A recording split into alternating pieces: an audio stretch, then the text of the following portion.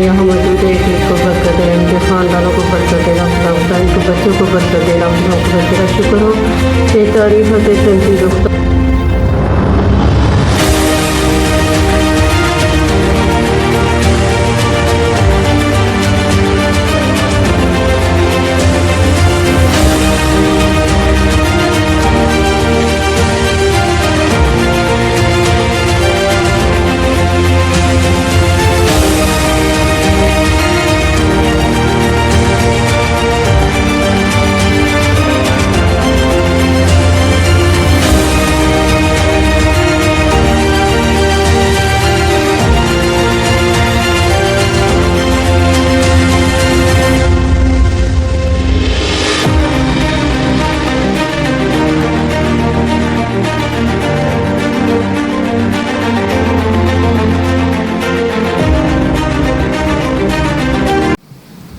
आज हम खुदावंद के ज़िंदा पाकलाम में से देखेंगे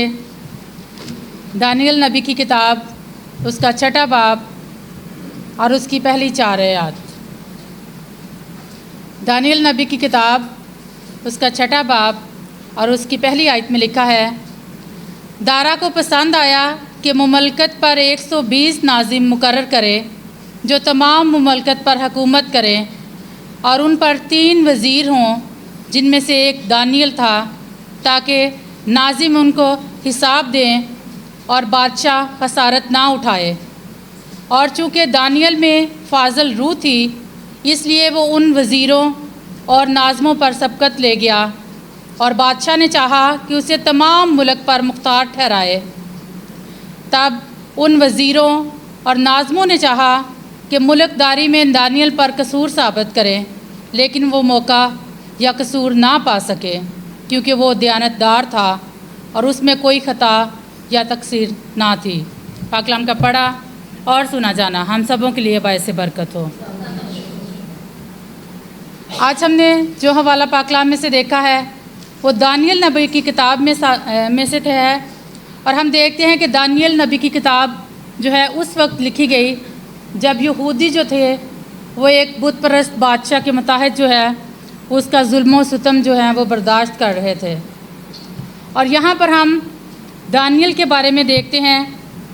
कि ये नौजवान जो हैं, इसके दोस्त जो हैं, वो नबूकदनज़र के दरबार में हाज़िर किए जाते हैं और इनको असीर बनाकर अपने इलाके के अंदर ले आते हैं और इनको कहा जाता है कि इनको अच्छी से अच्छी खुराक दी जाए। और इसके साथ साथ दानियल के साथ साथ इसके और भी 3 दोस्त होते हैं जो इसके साथ शामिल होते हैं। हम पाकलाम में देखते हैं कि आज हम दानियल नबी की ज़िंदगी से सीखेंगे कि किस तरह उसने एक फ़तहमंद ज़िंदगी को हासिल किया। आज हम अपनी ज़िंदगियों पर गौर करते हैं कि हमारी ज़िंदगी का कोई ना कोई मकसद होता है, लेकिन जब हम अपनी ज़िंदगी बेमकसद गुजारते हैं तो हम अपने हालात को, वाक़यात को, या कुछ ऐसे लोग होते हैं जिनको ज़िम्मेदार ठहराते हैं कि ये हमारे मकसद में रुकावट है या इसकी वजह से हमारा जो मकसद है वो पूरा नहीं हुआ। लेकिन आज हम फ़ातिह मसीही ज़िंदगी के बारे में सीखेंगे कि हमने मसीही ज़िंदगी को किस तरह गुजारना है। दानियल नबी की जो ज़िंदगी है उससे हमने इस बात को सीखना है। आज हमने पाकलाम में से देखा है कि दारा को पसंद आया कि मुमलकत पर 120 नाज़िम मुकर्रर करे। यहाँ पर हम देखते हैं कि जो 120 नाज़िम जो हैं वो मुकर्रर हुए और उन पर 3 जो वज़ीर हैं उनको मुकर्रर किया गया और उनमें से एक दानियल था। दानियल जिसके बारे में लिखा है कि उसके अंदर फाजल रूह थी, वो जो खुदा से डरता था, खुदा से मोहब्बत करता था और ज़िंदा खुदा की इबादत करता था। उसके बारे में लिखा है कि उस पर खुदा की रूह थी, उसमें फाजल रूह थी, इसलिए वो वज़ीरों और नाज़मों पर सबकत ले गया और बादशाह ने चाहा कि इसे तमाम मुल्क में इसको वज़ीर बना दिया जाए। हम देखते हैं कि जो दानियल है वो एक कैदी है, लेकिन फिर भी उसके रवैये की वजह से, उसकी ज़िंदगी में जो उसका ज़िंदगी का किरदार है उसकी वजह से बेशक दानियल जो है वो असीर होकर बाबल में आया, लेकिन वो एक कैदी भी था, लेकिन खुदा ने उसको किस तरह सरफराज किया। कि वो एक मुल्क का वज़ीर बन जाता है।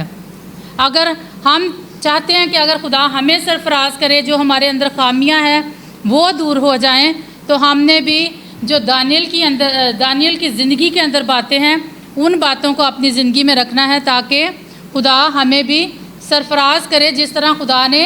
दानियल नबी को सरफराज किया। हम पाक कलाम में से देखते हैं, दानियल उसका पहले बाब और उसकी 8वीं आयत में लिखा है,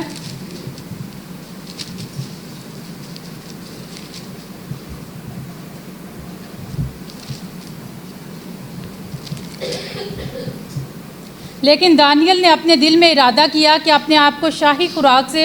और उसकी मैद से जो पीता था नापाक ना करे। यहाँ पर हम देखते हैं कि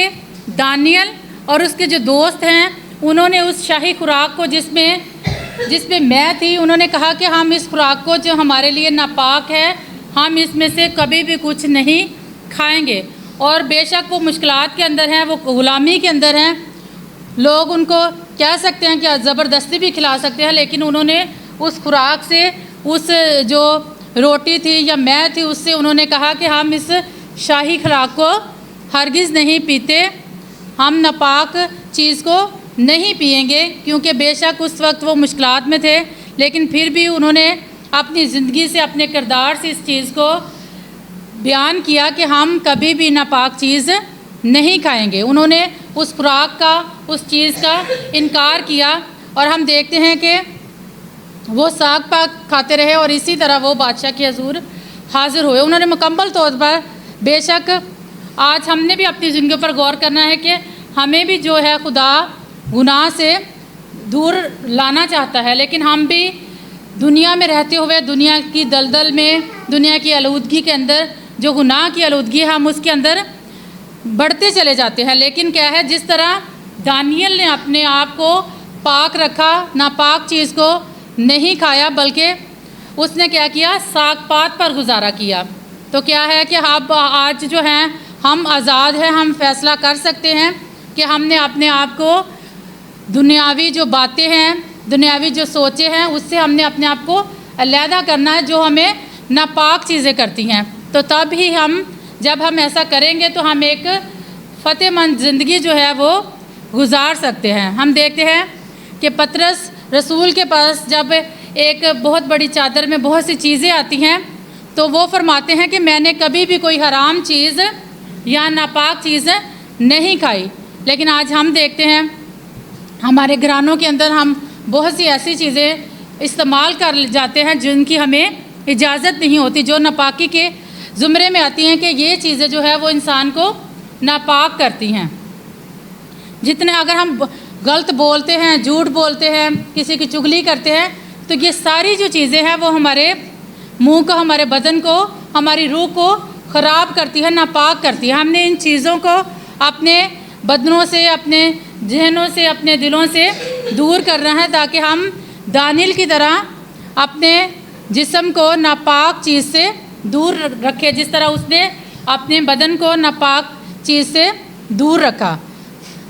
लेकिन हम इस चीज़ का फ़िक्र नहीं करते कि कोई बात नहीं, खा लिया और खा पी के हम डकार मार लेते हैं। हम इस बात का तजज़िया नहीं करते कि ये नापाक चीज़ जो है वो हमारे लिए किस कदर ख़तरनाक हो सकती है। तो इस तरह हमें अपने आप को हर उस चीज़ से जो नापाक है उससे हमने अपने आप को दूर रखना है, बेशक वो खाने में हो या हमारे रवैयों की वजह से हो, जैसे हसद, चुगली, गाली, ये सारी चीज़ें जो हैं वो हमें नापाकी की तरफ लेके जाती हैं, क्योंकि ये गुनाह है। हमें इनसे अपने आप को पाक करना है, बल्कि अपने अंदर रूह के फलों को दावत देनी है ताकि खुदावंद हमारी ज़िंदगियों के अंदर काम करे। हम देखते हैं दूसरा जो उसका तरीक़ाकार है, उसके किरदार में हमें चीज़ नज़र आती है, वो है कि उसने अपने आप को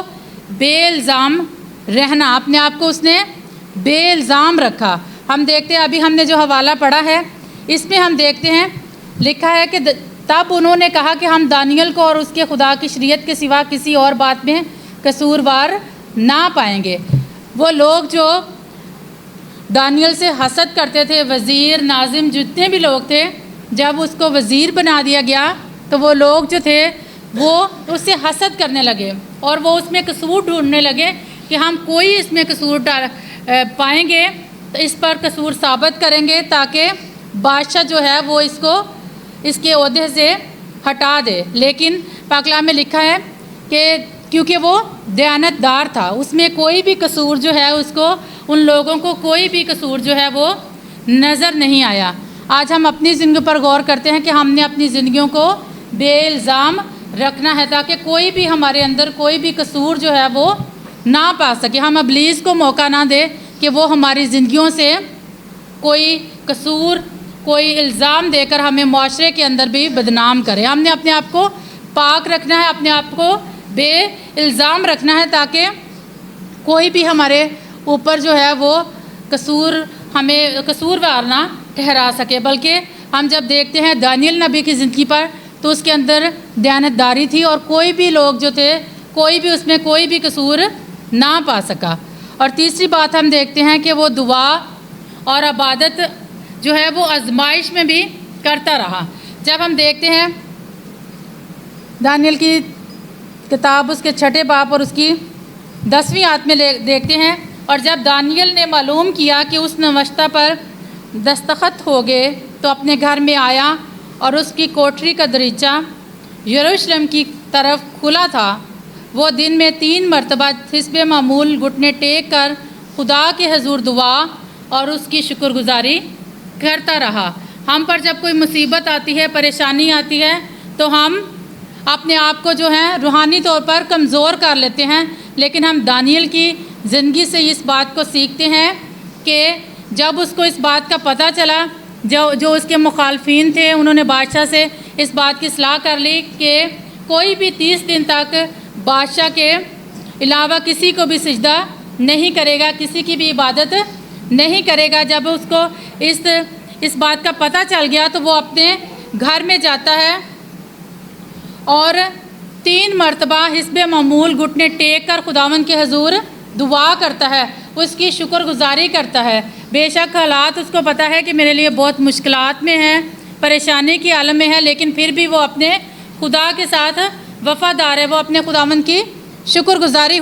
کرتا ہوا ہمیں نظر آتا ہے۔ لیکن جب ہم پر کوئی مشکلات آتی ہیں، پریشانیاں آتی ہیں تو ہم بے دل ہو جاتے ہیں، بلکہ اپنی آزمائش کو اپنے اوپر غالب آنے دیتے ہیں۔ ہم نے ایسا نہیں کرنا، بلکہ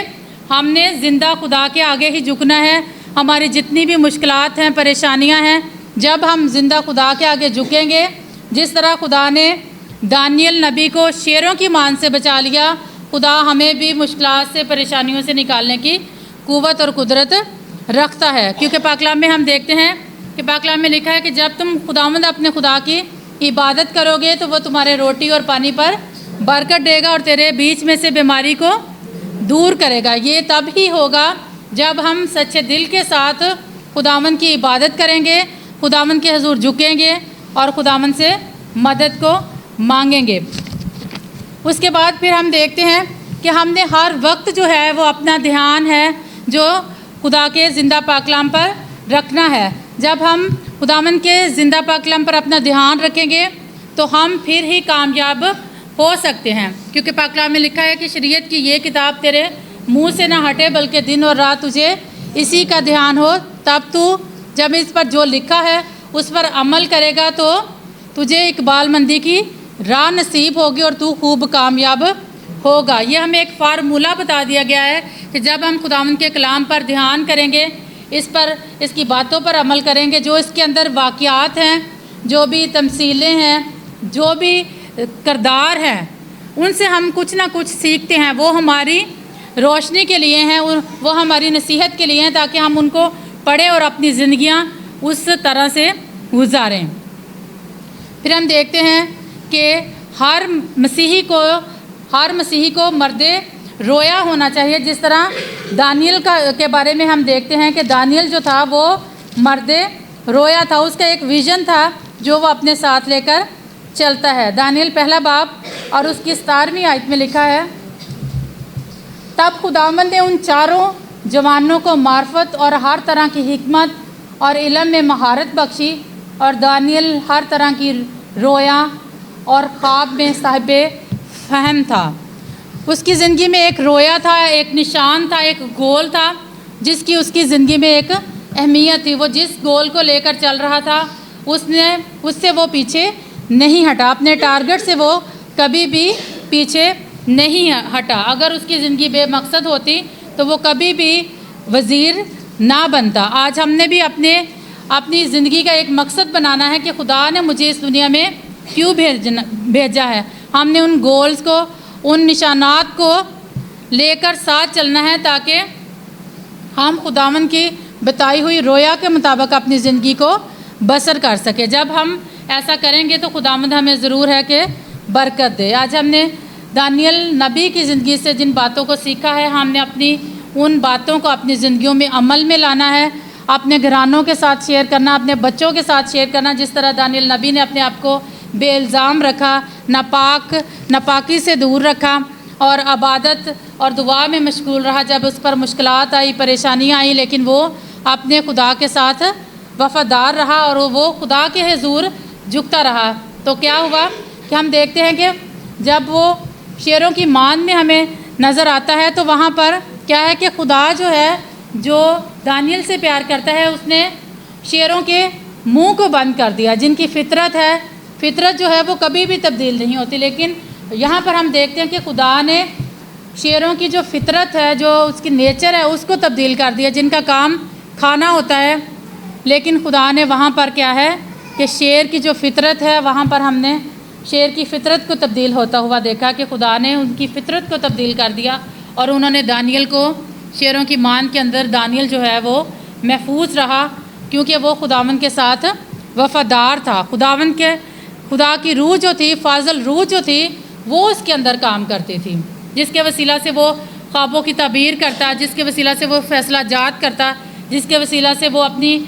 اس عقل مندی کی وجہ سے وہ وزیر بن گیا۔ جب اس کی زندگی میں آزمائشیں آئیں تو خداوند نے اس کو اس آزمائشوں کے اندر بھی بابرکت کیا۔